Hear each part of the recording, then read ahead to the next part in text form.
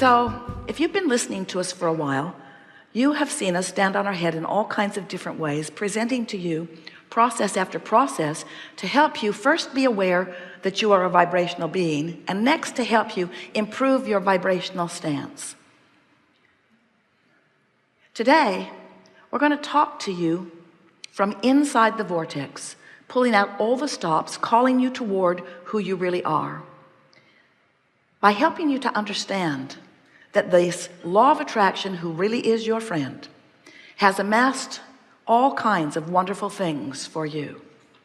And in any moment of time, if you don't feel good, it's not because you're not worthy, and it's not because you haven't asked, and it's not because what you've asked for has not been answered. It's because you've been practicing a vibration that is a deviation from what you are asking for. We've noticed, as we've given you processes, that sometimes our processes and others help you to focus yourself more into alignment. But many of you offer so much effort, mostly, and in some cases only, when things aren't going well. In other words, you wait until you're sick before you start intending to be well. You wait until something isn't going well before you focus upon it at all. In other words, it's almost like you've become so problem-oriented that you're sort of stuck in the vibration of the problem much more than you intended when you decided to come forth. Oh, you knew there would be variety. You knew there would be contrast. You knew that the contrast would help you to sharpen your focus. You knew, even if you were a one-celled organism, that this contrast that surrounded you would help you to define new desires, and that the evolution of your species would be about that. You knew all of that. So you came fully understanding contrast and embracing it, because you knew then, the larger part of you still knows, that when a problem comes into focus, the solution does too. We just want to help you get more solution oriented faster by being more sensitive to your emotions early on, so that you catch those off thoughts, those off memories, those off beliefs, those off vibrations before they get such a foothold that then they really have your attention. It's so much easier to catch them in the early subtle stages than to wait until it is more full-blown in your experience. So toward that end, we're going to make a very striking analogy for you. We really want you to hear this above all things you've ever heard. Did you read Ask and It Is Given? Did you read 22 Processes? This trumps all of them. And here's why. Vibration is everything. So let's say that you are experiencing shortage of dollars, shortage of financial prosperity, or anything really. We're talking about dollars because we have the money and the law of attraction cards here. So you've worried, you've fussed, money is slow and seeming to get slower, and now you're beyond worried, you're fearful. And now you're determined that you're going to do something about it. And you've heard that Abraham, that's us, has written brilliant affirmation cards. It's true. It's true. This is the best combination of words to attract money that has ever been put together in human experience. We are very proud of these cards. So you're standing outside your vortex, worried and determined to do something about it. So you pick up these brilliant cards and you look for empowerment within them. So you look through them and look through them. My life is as good as I allow it to be. I am always receiving the essence of what I am giving. You got to be kidding. I can follow the trails of good feeling thoughts. I can follow the trail of good feeling money, but I don't know about it. The story I tell is the basis of my life. I'm in deep doo-doo. I am the creator of my own life experience. These are not helpful cards. I can see my world through the eyes of Source. I would like to punch out the eyes of source. I can deliberately choose to feel better now.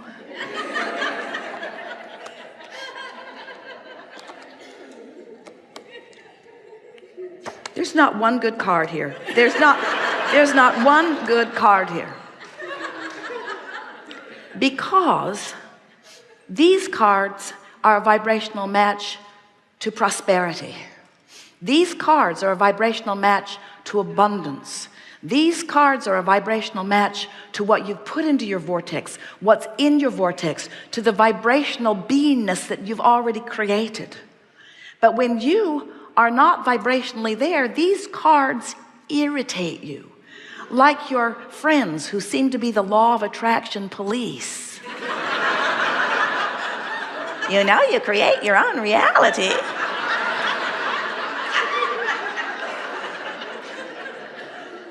So what we're wanting you to understand is that when you are outside the vortex, when you are in that vibration of resistance, when you're down, when you're feeling negative emotion, that is not the time to gird up your loins, to get your lips stiff, especially the upper one.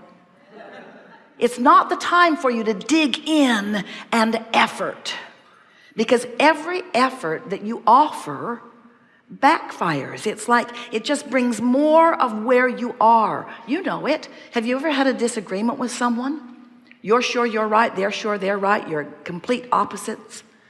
And the more you convey, the sure they are you're wrong. It's a stalemate. You just don't get anywhere because you're digging in hard. That's what happens when you work hard to affirm from outside the vortex. So what's the logical answer? The logical answer is get in the vortex and then affirm. Now that's logical.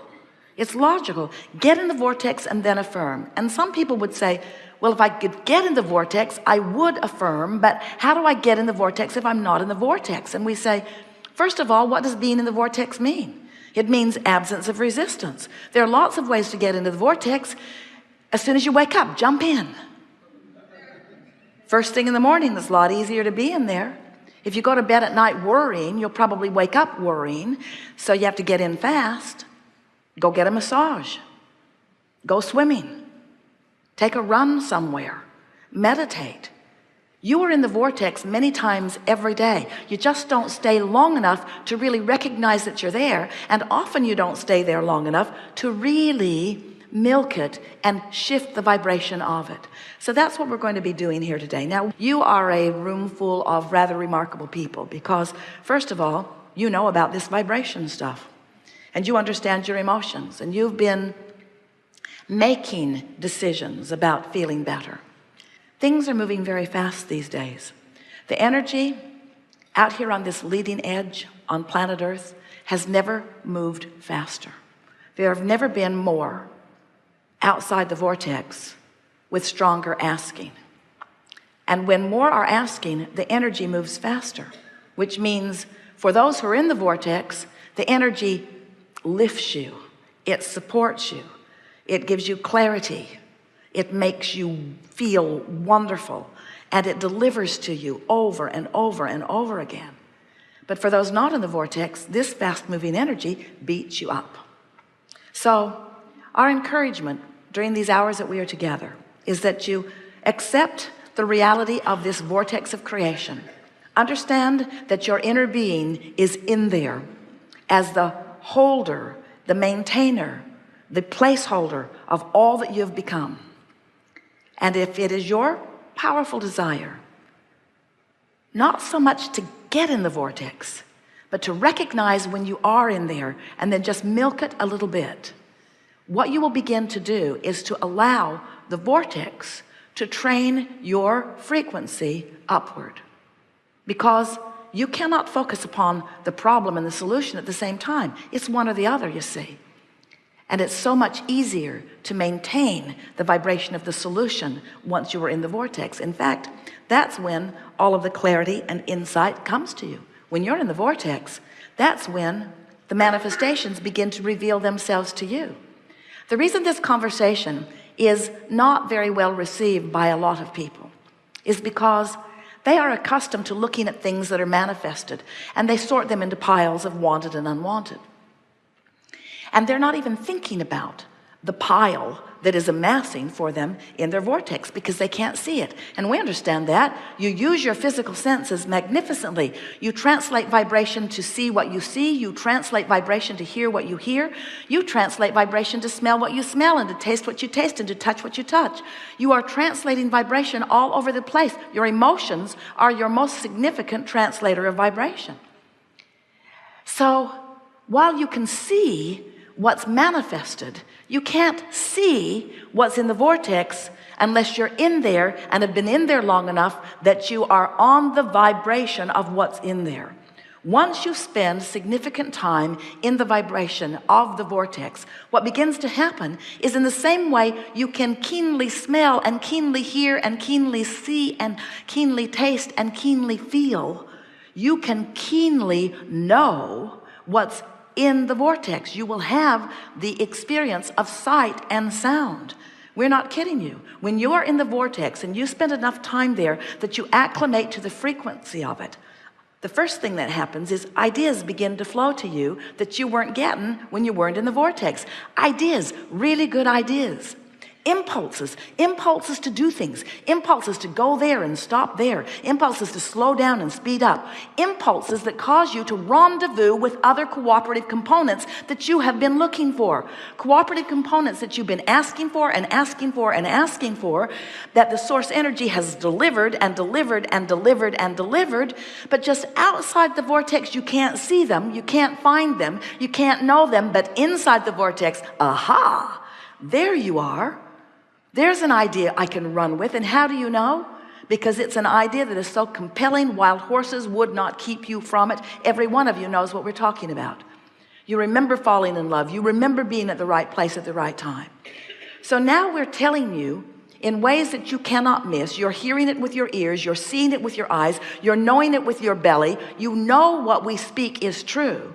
Now that you know this, now that you know about the existence of this vortex, now that you know about the power of your own guidance system, now that you know that this is a vibrational universe, now that you know there's all kinds of things amassed for you that you can't see, now manifestational reality is going to mean less to you for a while. And that's such a good thing. Because when manifestational reality means less to you, vibrational reality will be more to you. Emotional reality will be more to you. Being tuned in, tapped in, turned on to the energy of your source will mean more to you. And you'll catch yourself going off course at those early subtle stages. You'll find yourself in the middle of a sentence wanting to draw it back in and wanting to de-emphasize it rather than emphasize it. You will begin to be the deliberate creator of your own reality from this step forward. It is our promise to you. We are eager to talk with you. Get a little wound up here, because you have to understand, we've seen what's in your vortex. We know what you've lined up, and our eagerness is about you discovering the fulfillment of it.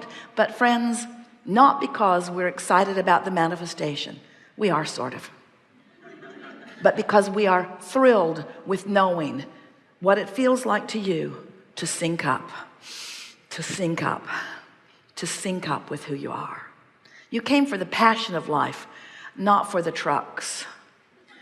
You came for the passion of life. You came for the emotion of life. You came for the feeling of life.